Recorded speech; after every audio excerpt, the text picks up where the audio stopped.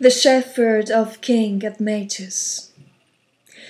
The python, however, was the son of Mother Earth, and in killing it, Apollo had become a murderer. Since Apollo was the very god who would one day hold the power to absolve repentant killers of their sins, his first duty was to cleanse himself from the guilt of his own crime, even though it had been blessing to gods and men alike. And so, casting off his mortal form, he went to Thessaly, where he became a humble shepherd in the service of King Admetus of Pheræ. Thus the golden-haired youth tended to royal flocks, and nobody, not even Admetus himself, suspected that the young herdsman was Apollo, god of light. Yes, strange things would happen whenever Apollo took his master herds to graze. Whenever the god picked up his lyre and let his fingers play upon its strings, the wild beast would come out of the forest as if entranced and gambol around him joyfully, mingling with the cows and sheep.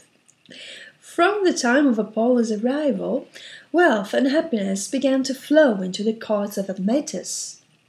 His flocks multiplied, his storerooms filled with sacks of grains, and his great urns overflow with olives and wine, oil and butter. From the walls and roof beams hung heavy bags of cheese, legs of ham, and other foods, all of the choicest quality. Handsome young Admetus rejoiced in the plenty that he saw around him. Mounted upon his white stallion, he would ride out over the plain, admiring his herds, his sleek and well-muscled horse galloping over the rolling turf, and his powerful oxen dragging the plough deep through the fertile soil.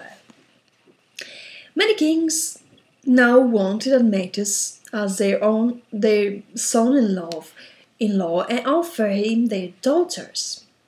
But he loved only Alcestis, the lovely daughter of Peleus, king of neighboring Iolcus. Peleus, however, had no intention of marrying his daughter off, for who else was there to tend in his old age? So he declared that he would only give his daughter away to a man who could harness a lion and a wild boar to his chariot. How could anyone yoke together two wild beasts so different and so savage, when till now no one had dared try joking one alone? Admetus, however, was so emboldened by his love for the sweet Alcestis that he was willing to risk being torn to pieces by the savage beasts.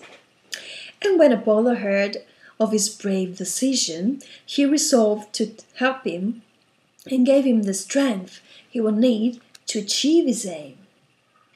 Thus the daring Admetus performed the mighty feat Peleus had demanded, and now he was thundering along the road to Iolcus, his chariot harnessed to a lion and a wild boar.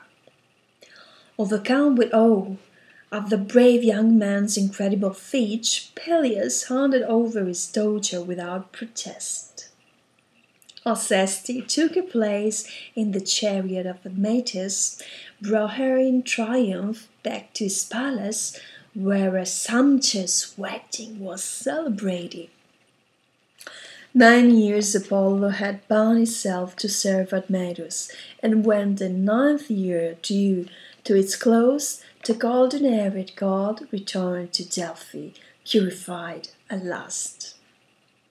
From then on, Apollo was to be the god of the great and noble ideal of forgiveness, offering his protection to every man who showed sincere and true remorse.